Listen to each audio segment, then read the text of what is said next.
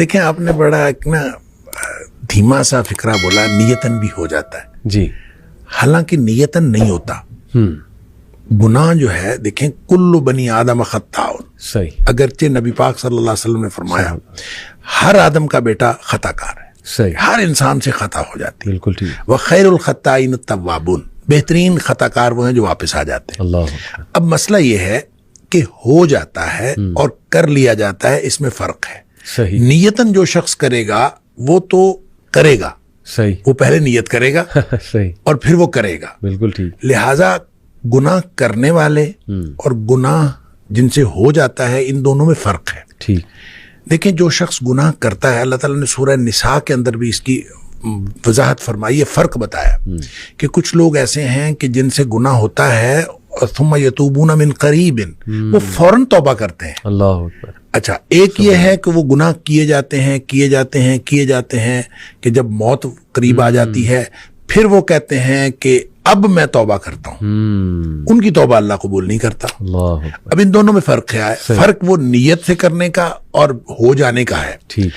اچھا، جو شخص نیت سے گناہ کرتا ہے میں ان کو کہا کرتا ہوں کہ یہ سیانے گناہ گار ہیں، اللہ، یعنی سوچ سمجھ کر گناہ کرتے ہیں. صحیح. اور سوچ سمجھ کر گناہ کرتا ہے انسان اس وقت کرتا ہے جب انسان اپنے آپ کو معاشرے کے ساتھ کمپیئر کرتا ہے اور انسان کہتا ہے کہ معاشرے میں اتنے گناہ ہو رہے ہیں، صحیح، تو یہ میں ایک چھوٹا سا گناہ کر لوں گا تو کیا فرق پڑتا ہے. جب آدمی یہ سوچ کے گناہ کرتا ہے، حالانکہ صحیح، ایک تو انسان کی استطاعت کا کسی دوسرے کی انسان کی استطاعت کے ساتھ کمپیریزن ہے ہی نہیں. بالکل ٹھیک. لا یکلف اللہ نفسا الا وسعها جو ہے ہر شخص کا امتحان اس کی استطاعت کے مطابق. صحیح. لہذا ہو سکتا ہے کہ کوئی دوسرا کوئی بڑا گناہ کر کے بھی بخشا جائے اور آپ کو چھوٹا سا گناہ پکڑوا دے، یہ ہو سکتا ہے. لہذا آپ کسی کے ساتھ کمپیریزن نہیں کر سکتے. صحیح. آپ کی استطاعت، آپ کی صلاحیت وہ الگ ہے، دوسرے کی استطاعت اور صلاحیت الگ ہے. اس کا امتحان اس کی استطاعت کے مطابق، آپ کا امتحان آپ کی استطاعت.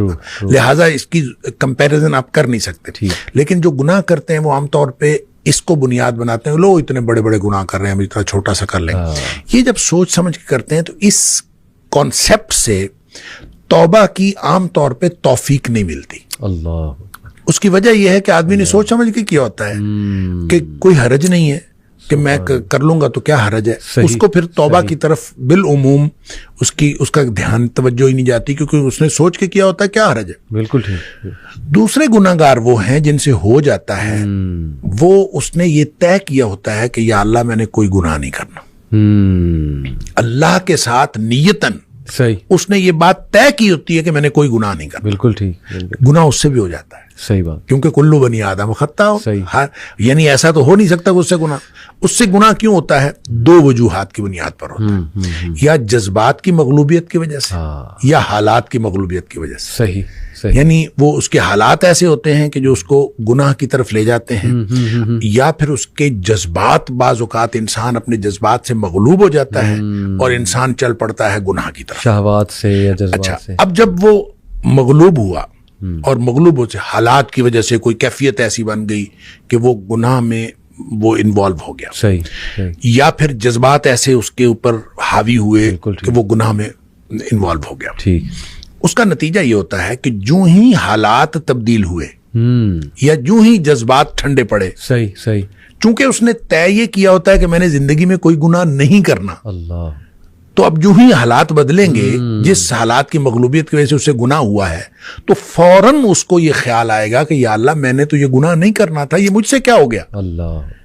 اور اسی طرح جب اس کے جذبات ٹھنڈے پڑیں گے تو اسی وقت اس کو خیال آئے گا، ہوش حواس میں آئے گا، تو کہے گا یا اللہ میں نے تو یہ نہیں کرنا تھا، یہ مجھ سے کیا ہو گیا. یہ ہے وہ ثم یتوبون من قریب، کہ فوراً وہ توبہ کر لیتے. پھر اس کو فوراً خیال آتا کہ میں وہ جو ندامت اور شرمندگی اس کو ہوتی ہے، وہ جو پشیمانی اس کو ہوتی ہے، یہ ندامت اصل میں اللہ کو پسند ہے. کیا بات کہ انسان کو ندامت اور شرمندگی ہو کہ یا اللہ میں گناہ کر بیٹھا ہوں، میں نے تو یہ نہیں کرنا تھا.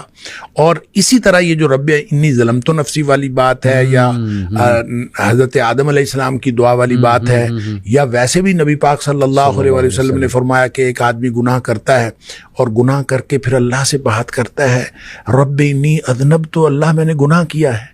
یعنی اقرار. یہ اقرار جو ہے یہ بہت، یعنی اقرار ہے، اس کے اندر ندامت ہے. اللہ میں گناہ کر بیٹھا ہوں اور تو معاف کرنے والا ہے, تو مجھے معاف کر دے.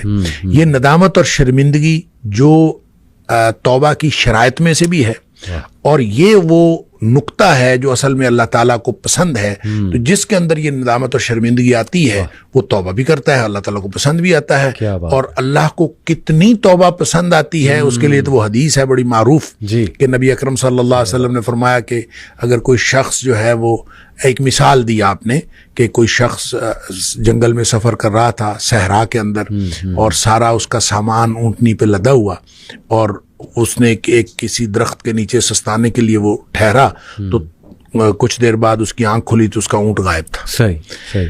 جس کے اوپر ساری اس کی گویا مال و متاع بھی اسی پہ تھا, سفر بھی اسی پہ کرنا تھا. اب لق و دق صحرا ہے, میلوں لمبا چوڑا, تو وہ ادھر ادھر دیکھتا ہے, اس کو کچھ نظر نہیں آتا. تو اس کا خیال یہ ہے کہ اب میں اگر چلوں گا تو بھی موت ہے, بیٹھا رہوں گا تو بھی موت ہے, اس کے علاوہ کچھ نہیں. تو زندگی سے مایوس ہو کے وہ بیٹھ رہتا ہے. تو تھوڑی دیر بعد پھر اس کی آنکھ لگتی ہے, اور اس کو پھر اس کی آنکھ کھلتی ہے تو دیکھتا ہے کہ اونٹ سامنے کھڑا ہے. اتنا خوش ہوتا ہے کہ وہ کہتا ہے اللہم انت عبدی وانا ربک, اللہ تو میرا بندہ اور میں تیرا رب. اور نبی پاک صلی اللہ علیہ وسلم فرمایا کہ اخطا من شدت الفرح, اس نے یہ جو الٹ بات کہی, کہنا تھا کہ اللہ تو میرا رب اور میں تیرا بندہ, یہ جو بات الٹ کہی نبی پاک صلی اللہ علیہ وسلم میں اخطا من شدت الفرح, اس نے خوشی کی شدت کی وجہ سے بات الٹ کی. یعنی اس کو سمجھ ہی نہیں آئی, اتنا خوش تھا اس کو سمجھ نہیں آئی, اور وہ خوشی کی شدت کی وجہ سے الٹ بات کر گیا. نبی پاک صلی اللہ علیہ وسلم فرمایا اس شخص کو جتنی خوشی ہوئی ہے نا, اللہ کو اپنے بندے کی توبہ سے اس سے زیادہ خوشی ہوتی. کیا بات ہے, کیا بات ہے. اب اس کے بعد کیا بات باقی رہ جاتی ہے؟ بتا رہے گی بات یہ کہ وہ کوئی اشارہ ہو, جادو کا کوئی سائن ہو, یا کسی اس طرح کی کوئی چیز, جی یہ ایک بالکل الگ بات ہے. اس کا تعلق اس سائن کی وجہ سے آپ کی پروٹیکشن کے ساتھ نہیں ہے. اچھا, سائن ایک ہو سکتا ہے کہ آپ کو کوئی وارننگ دی گئی ہو اور کسی طرح سے ایسا ہو, لیکن پروٹیکشن کی ادروائز بھی ضرورت ہے انسان کو. اس کو پروٹیکشن ویسے ہی لیتے رہنا چاہیے. اور جو صبح و شام کے اذکار ہیں یہ پروٹیکشن ہے, وقت دعائیں ہیں یہ, اور جو ویسے آپ رقیہ وغیرہ کرتے رہتے ہیں, یہ سارا یہ اپنے آپ کو اللہ کی پروٹیکشن میں دیتے رہنا چاہیے. آپ کو سائن نظر آئے چاہے نہ نظر آئے. لہٰذا اس کو آپ سائن سمجھیں گے تو بھی وہی حکم دیا گیا ہے کہ نماز پڑھیں اور تعوذ کریں, اور اپنے آپ کو اللہ تعالیٰ کو ایسے استعاذے جو ہیں جو اللہ تعالیٰ کی پناہ میں دینے کی, وہ اس طرح کی دعائیں پڑھیں تو آپ اپنے آپ کو اللہ کی پناہ میں دیں. زبردست. شیخ یہ بتائیے گا کہ کسی کو کوئی ڈریم آیا ہے تو وہ کس کے پاس انٹرپریٹ کروانے جائے, وہ اوصاف کیا ہیں اس انسان کے؟ جیسے ابھی آپ بیان فرما رہے تھے پروگرام سے پہلے کہ اچھے انسان کے پاس جایا جائے, نیک خیر خواہ, جو وہ انٹرپریٹیشن کر دیں عین ممکن ہے وہی ہو, تو ایسا ہے کچھ؟ اصل میں نا دیکھیں نبی کریم صلی اللہ علیہ وسلم فرمایا جو خواب ہوتا ہے نا, علی رجل طائر, یہ ایسے ہے جیسے پرندے کے پاؤں پر ہوتا ہے. اچھا, پرندے کے پاؤں پر ہوتا ہے, اس کا کیا مطلب ہے؟ اس کی دو انٹرپریٹیشنز محدثین نے کی ہیں. ایک تو ہے جیسے پرندے نے پاؤں میں پتھر پکڑا ہوا ہو, جی, اور جوں ہی آپ نے تعبیر کر دی جیسے پتھر گر گیا, اور جب تک وہ پتھر نہیں گرا تو وہ کہیں بھی گر سکتا ہے, اس کی کوئی بھی تعبیر ہو سکتی ہے. صحیح. اس لیے بڑی سینسٹیو بات ہے. بالکل ٹھیک. اور دوسری اس کی انٹرپریٹیشن یہ ہے کہ جیسے پرندہ اڑ رہا ہے تو وہ کسی بھی جگہ بیٹھ سکتا ہے. صحیح. تو جہاں اس کے پاؤں پڑ گئے پھر وہ پڑ گئے. لہٰذا خواب تعبیر سے پہلے, یعنی دیکھنے کے بعد اور تعبیر سے پہلے وہ لٹک رہا ہوتا ہے. اس کی کوئی بھی تعبیر ہو سکتی ہے. اور اس کی تعبیر کروانے کے لیے آپ نے فرمایا کہ کسی نیک آدمی کے پاس عالم, ناصح, لبیب اور حبیب, اس طرح کے الفاظ آئے. اچھا, لبیب کہتے ہیں عقل مند آدمی کو, حبیب کہتے ہیں جس کے ساتھ آپ کی محبت ہو, اور ناصح خیر خواہ ہوتا ہے, اور عالم جس کے پاس علم ہوتا ہے. یہ وہ اصطلاحات ہیں کہ ایسے شخص کے پاس, اس سے جو بات سمجھ آتی ہے اس کو ہم کنکلوڈ یوں کر سکتے ہیں کہ ایسے شخص کے پاس جا کے تعبیر کروانی چاہیے جس سے آپ کو یہ پتا ہو کہ یہ آپ کی خیر خواہی کرے گا. جب وہ خیر خواہی کرے گا تو وہ تعبیر اچھی کرے گا. جب وہ اچھی تعبیر کرے گا تو وہ جو پرندے بیٹھنے والی بات ہے وہ پھر کسی اچھی جگہ بیٹھ جائے گا, تعبیر اس کے مطابق خواب ہو جائے گا. اس لیے لگتا یہ بھی ہے جب آپ حدیث سے مختلف واقعات کو دیکھتے ہیں تو لگتا یہ بھی ہے کہ تعبیر کرنے سے سیم خواب کی تعبیر مختلف ہو سکتی ہے۔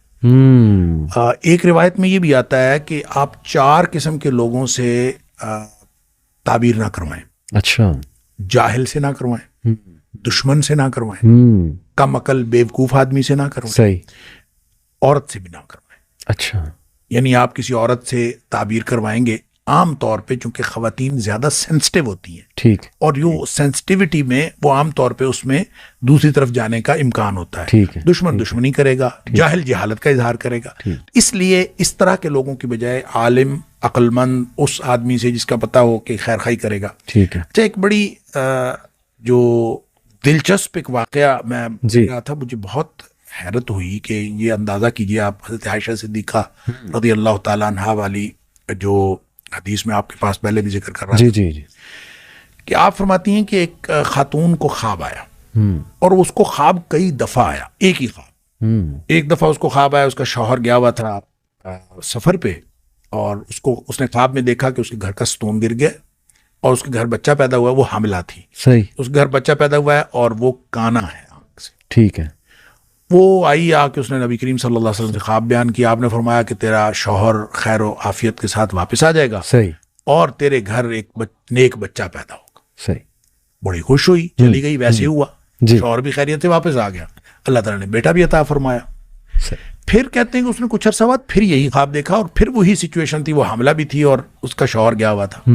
نبی کریم صلی اللہ علیہ وسلم نے پھر اس کی وہی تعبیر فرمائی۔ صحیح، تیسری دفعہ حضرت عائشہ صدیقہ رضی اللہ تعالیٰ فرماتی ہیں کہ پھر وہ خاتون آئی ایک دفعہ، نبی کریم صلی اللہ علیہ وسلم گھر پہ تشریف فرما نہیں تھے، تو اس نے کہا میں نے خواب دیکھا ہے اور میں نے خواب بتانا ہے نبی کریم صلی اللہ علیہ وسلم۔ صحیح، حضرت عائشہ صدیقہ رضی اللہ تعالیٰ نے فرماتی میں نے اس سے اصرار کیا کہ مجھے بتاؤ، وہ کہتی نہیں، میں نے تو اللہ کے رسول صلی اللہ علیہ وسلم کو بتانا۔ صحیح، تو بہرحال اصرار کے بعد اس نے بتا دیا، اور سیم خواب تھا، سیم سچویشن تھی، صحیح، اس کا شوہر گیا ہوا تھا، اور حضرت عائشہ صدیقہ رضی اللہ تعالیٰ نے فرماتی میں نے سوچا ابھی ستون گر گیا ہے گھر کا اور بچہ کانا پیدا ہوا ہے، تو میں نے اس کی تعبیر کی کہ تمہارا شوہر فوت ہو جائے گا اور تمہارے گھر فاسق و فاجر بچہ پیدا ہوگا۔ اللہ، تو وہ فرماتی ہیں ایسے ہی ہوا، اس صحیح، کا شوہر فوت ہو گیا اور اس کے گھر بچہ پیدا ہوا اور وہ ٹھیک نہیں تھا۔ اب اندازہ کیجیے سیم خواب ہے اور تعبیر چینج ہو، تو یہ ہے علی رجل طائر، علی رجل طائر،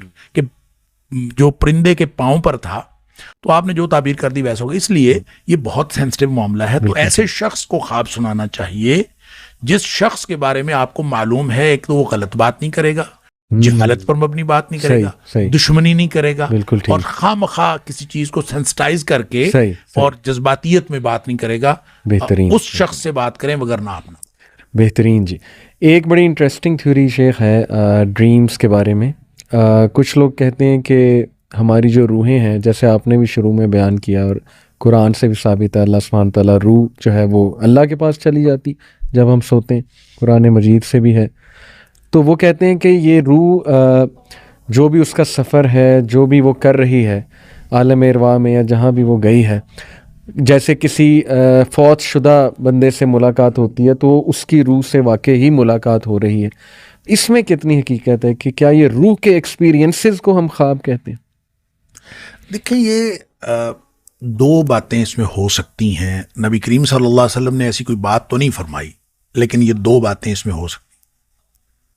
ایک بات تو یہ ہو سکتی ہے کہ واقعتاً روح وہ ایکسپیرینس کر رہی ہو، ایک یہ ہے کہ صرف روح محسوس کر رہی ہو، احساس ہو اس کا۔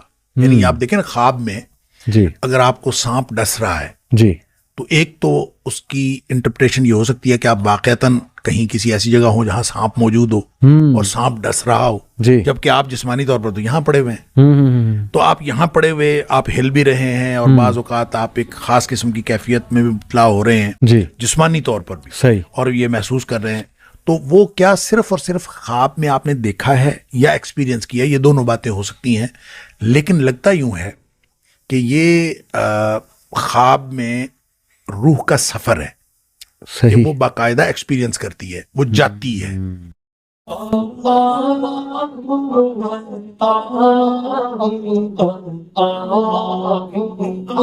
ah, ah, ah, ah.